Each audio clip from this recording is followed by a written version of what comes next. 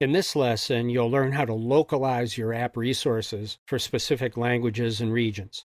The resources you might want to localize include text strings, audio files, numbers, currency, and graphics.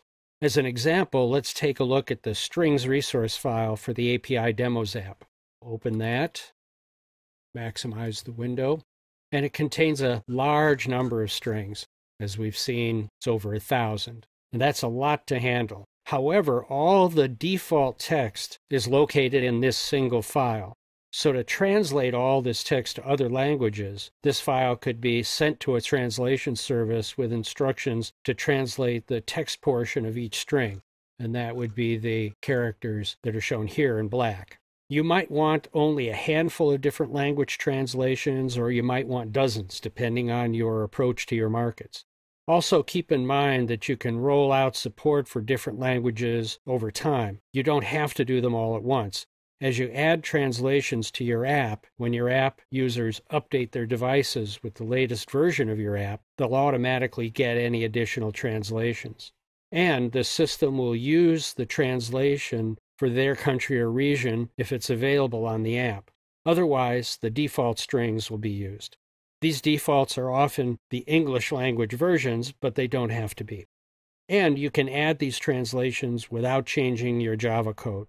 This gives you tremendous flexibility in handling localization over time. And now let's take a look at the syntax for localizing your resource folders. As we saw in the lesson on providing resources, on the Providing Resources page on the developer's website, shown here, localized resource files are designated by appending a language code, shown here, to the resource folder name.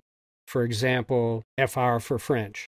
And there can also be an optional region code, such as -RCA for Canadian French.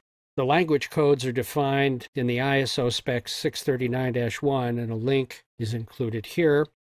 And the language codes are in the second column.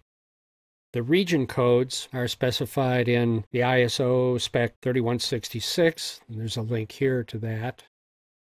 And remember to include the dash before the specification of a region, which should also include the R. So it's a -R, US, -R, FR, and so forth. And the developer's website also includes a localization page that provides additional details, including localization strategies and testing. And I recommend you review these topics before moving ahead with localization. That's our lesson on localization. It's a powerful tool for increasing the appeal of your app in regions and countries around the world.